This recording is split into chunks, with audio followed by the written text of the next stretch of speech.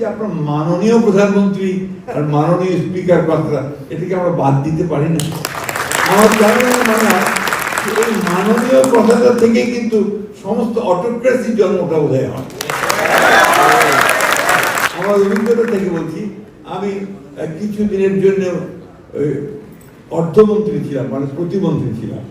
বাংলাদেশের দুর্ভাগ্য যে বাংলাদেশি গণতন্ত্রটা চর্চা হয়, ওইটা বোধহয় সম্ভবত লিগেসি অফ পাকিস্তান পলিটিক্স থেকে এটা এখানে হয়নি। আমরা এখানে দেখেছি খুব স্বল্প সময় ধরে কিছুটা চর্চা হয়েছিল, তারপরে আবার সেই চর্চা থেকে আমরা দূরে সরে গেছি। আমার দুই দলের বিতর্ক শুনে খুব ভালো লাগছিল।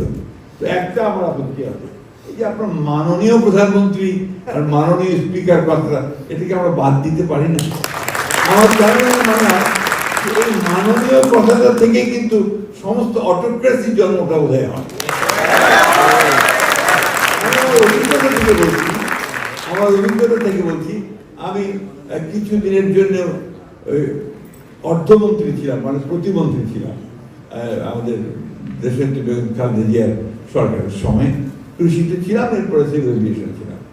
তো আমি যখন ঢাকার বাইরে যেতাম তখন আপনার প্রথমে সার্কিট হাউসে গেলেই ওখানে একটা পুলিশের কন্টিনজেন্ট একদম চৌকস ভাবে দাঁড়িয়ে বিরাট একটা গার্ড অফ অনার দিত, আর সঙ্গে সঙ্গে আমার মনে হচ্ছে যে আমি একটা কেউ কেটা বিরাট কিছু যে আমাকে আমরা সেলুট দেওয়া হচ্ছে।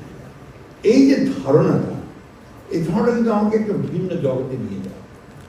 1971 সালে স্বাধীনতা যুদ্ধের সময় আমি যখন পাকিস্তান সেনাবাহিনীর উত্তরে টিকতে না পেরে ভারতে চলে গেলাম, এবং ইসলামপুর বলে একটা আপনার পশ্চিম দিনাজপুরের একটা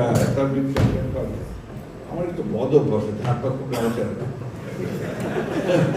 তো যে কারণে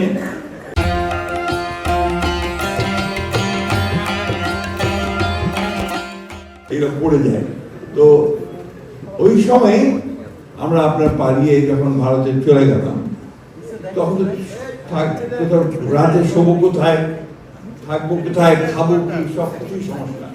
তা আমাদের একজন সুরি তিনি দয়া করে আমাদেরকে একটা সাইকেল স্টোরের পেছনে জায়গা করে দিলেন। একটা আপনার আলমারি করে রাখা আছে, তার পেছনে একটু জায়গা, একটা মানুষ বড়জন লম্বা হয়ে শুতে পারে। তো সেইখানে আপনারা রাত্রে থাকার ব্যবস্থা হলো প্রথম দিকে।